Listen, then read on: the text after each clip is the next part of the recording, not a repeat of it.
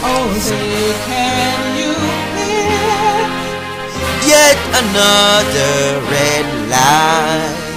Well, I'm gonna spill all the secrets you're holding about the spaceships up there and the aliens down here and all history, which is totally fake.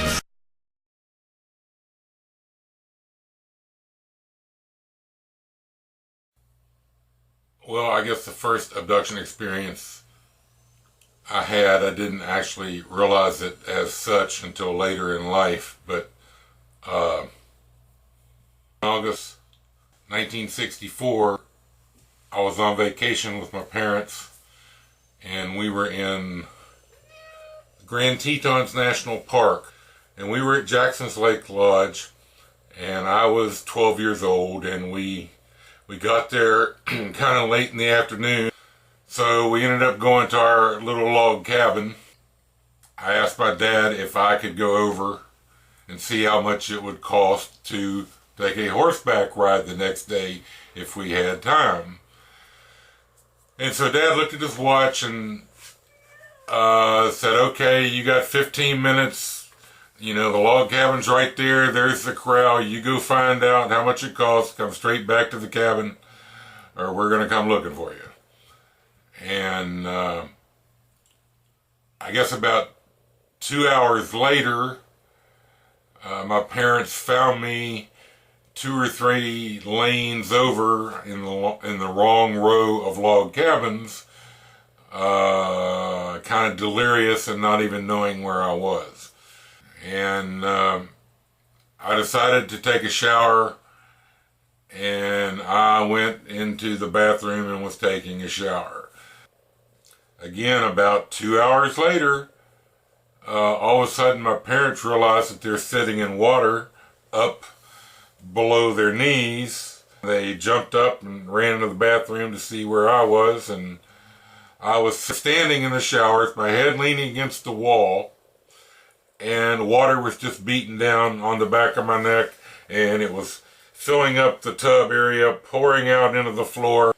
Anyway, we finally got everything cleaned out and went to bed around midnight, and we wanted to get up early the next morning at 7 and get out of there because Lady Bird Johnson, the wife of President Johnson, was going to be there. And so we wanted to get out of that area before the Secret Service came in and had the parking lot blocked off and whatever there around the lodge.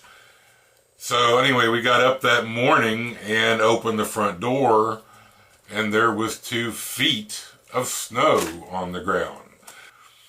And so we packed up and got in the car and left, and we're driving on a narrow 2-lane like country road that connects Grand Teton National Park to Yellowstone National Park. A big farm-like pasture on one side and trees on the other side right up next to the road.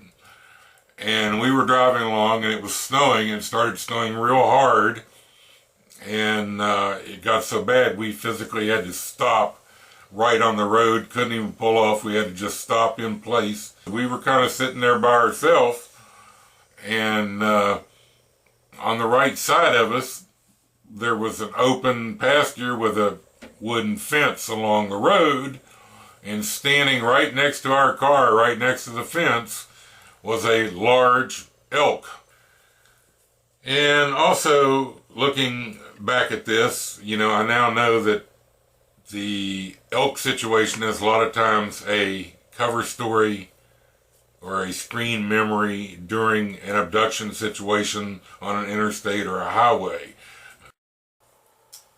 Hi, my name is Mark, and I am one of the people that are in contact with extraterrestrials face-to-face, extraterrestrial humans that look just like us. Right here in our city, in Houston, in Texas, this has been going on, and I would like to tell you how it got started.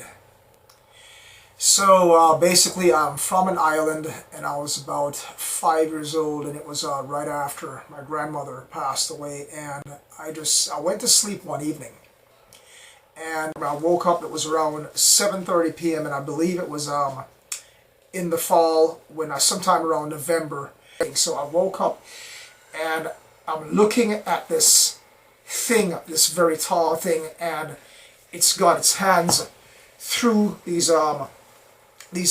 windows, the wind-up window, these metal shutters, and the fingers are long, and I'm looking in the eyes of this thing, and the eyes of this thing is kind of greenish, bluish, and I can see it in my mind right here. It had a longer head than normal. It was a longer head, and I went into a state of shock, and I was like in a shock. It was almost as if I could not accept what I was seeing right there. It was just so unbelievable. I'm just 5 years old. I'm in shock, and I'm looking at this thing.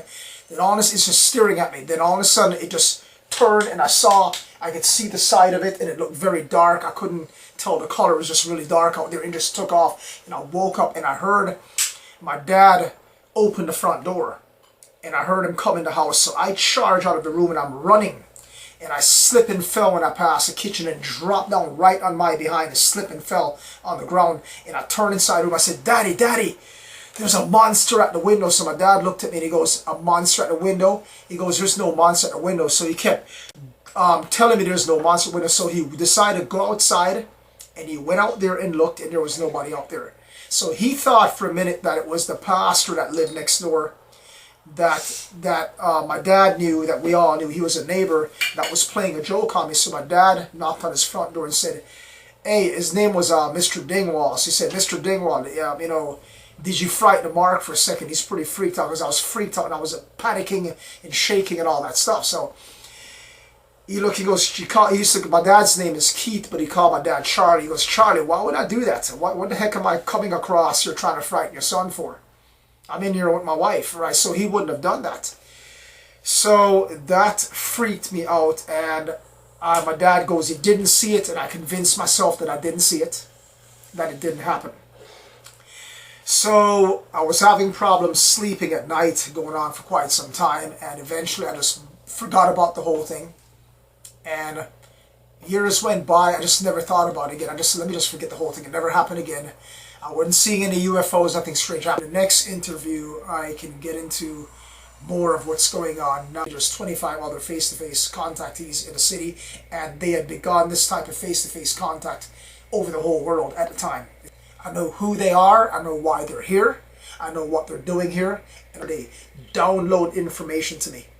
I watch all these things that they tell me that will happen exactly how they said it is going to happen.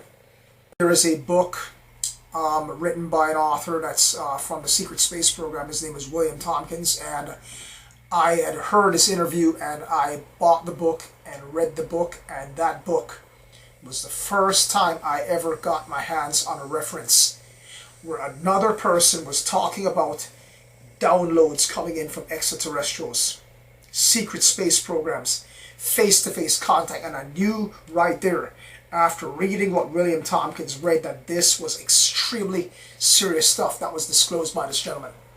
Okay, I could not believe that he was allowed to bring out this info, because I knew exactly what it meant to get downloads, how it works, what was going on, what was happening with the face-to-face contact going on with them, of the so-called extraterrestrial secretaries and all that, because I've been having face-to-face contact. So he really disclosed some serious stuff. So I highly recommend anyone interested in knowing what's really going on to read Selected by Extraterrestrials by William Tompkins. It's a very good, honest disclosure, assessment of what is going on with contactees. I'm going to pick up where you left off. Okay? So, but I'll end the interview right here for now. Until next interview number 2. Okay? In the 1990s, I worked with a Marine named Leslie Gay, whose father is a general. He told me that his dad told him that on the day before the assassination, his dad flew Lady Bird Johnson in a helicopter to CIA headquarters in Mexico City. He observed her giving a large bag full of money to someone there. say, can you finally Start telling us the truth. Protect our civil liberties and all wars tonight?